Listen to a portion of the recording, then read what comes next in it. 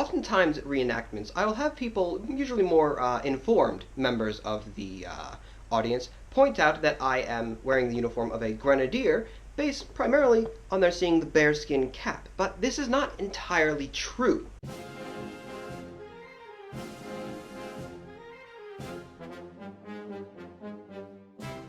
Rather, it's not even true at all.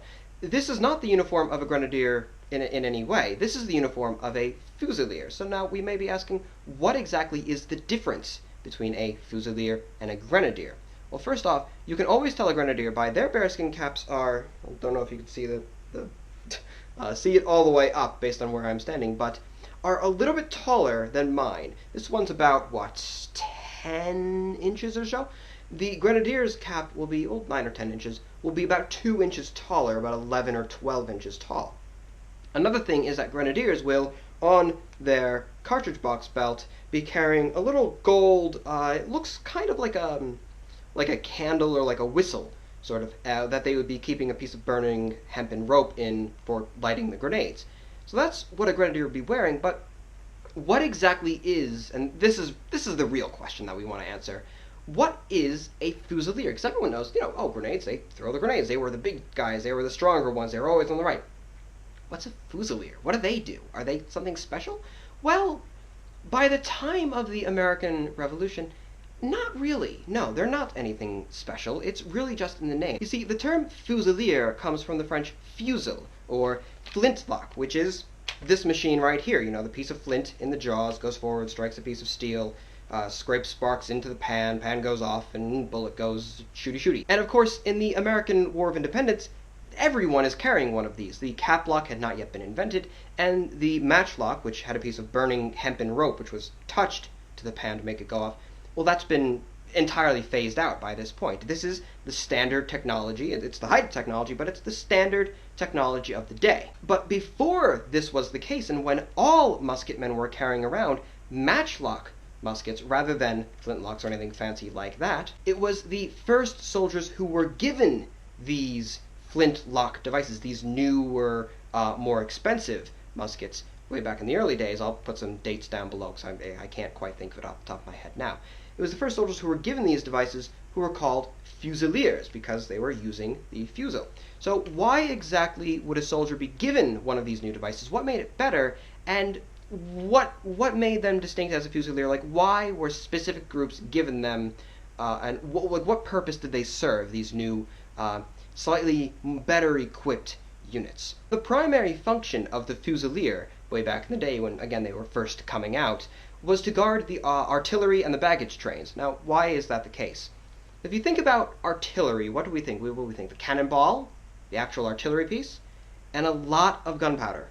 A lot of it just laying around because it has to be, packed in very great quantities to have these massive guns going off. Now, is it a very good idea, I have to wonder, think about this, is it a very good idea for a whole bunch of guys to be wandering around artillery pieces with pieces of burning hempen rope? Because these slow match is what they were called, because it would take a number of hours to actually burn all the way through, would have to be lit at all times. If you put it out and all of a sudden, the drum is beating, we have to go, I have to find a match, I have to find someone, give me a light over here. No, they would keep it burning all the time, just enough at least to where just blowing on it would be enough to, bring it back to life and enough to, stick in and light the pan and actually fire your piece. They'd be going around with these things burning all the time in their guns. If something were to happen, if an accident were to take place, it would be very easy for, shall we say, there's a lot of opportunities for that to not end very well. The flintlock, on the other hand, is a very safe device. First off, we have this thing called a hammer stall, which wasn't always used, wasn't the most common, but there are some pictures, there are some sources that we have to say that they may or may not have usually had these things on them, but it can be used at least to, you put that thing over it, doesn't matter, it doesn't quite scrape forward because I, again, don't have a flint in there right now, but, nothing, it's just going to hit this piece of leather, and it's, no sparks are going to be created. There's no danger there at all. It's not going to accidentally go off when you have that on. Even if you don't, right now, this device is on half cock. This is how it would usually, they're going around with it like this, and one more pull back and it can go off. Now, put back here. There we are. At half cock, it's something of a safety device for the flintlock. I can hold it by the trigger, and nothing happens. It's not going to go off. If it does, then there's something wrong with the musket. It has to be, sent back, has to be fixed. It is very difficult with this thing to cause any sparks that you don't want to happen. In order to make this thing, dangerous, in order to make it go off, you have to purposefully pull the trigger. And because of this, the likelihood, the possibility of an accident taking place is far less. And so these soldiers were given the task of guarding these more, shall we say, sensitive areas of the army. What's more is, with the flintlock mechanism, it's much more easy to fire. It's a faster firing process, faster loading process, possibly. I'm not entirely sure. Never fired a matchlock. Like we said, it's a lot more secure, and it's much less prone to misfiring and just to problems in the field.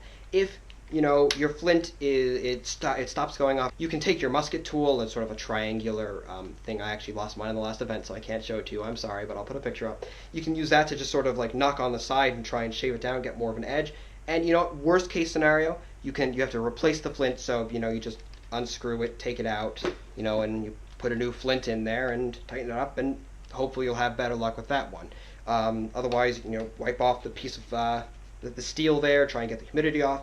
But there's a lot of temperamental ways that it might not go off, but compared to a matchlock, it's a much safer bet. Now, as to why exactly some Fusilier regiments were, like the 23rd, given bearskins to wear for all of their enlisted men rather than just the Grenadier company, because of course, yes, Fusilier regiments would have Grenadier companies within them. That's why some people, in my regiment do have the little golden piece and have slightly taller bearskins, because they are Grenadiers of the Fusiliers. The idea of a Fusilier came well before the bearskin really entered into military service, shall we say. If you look at pictures of the Battle of Minden, which is where the 23rd Royal Welch really made a name for themselves, so to say, well, they're wearing cocked hats, and before that, we have things like mitre caps and everything. The bearskin is a later development.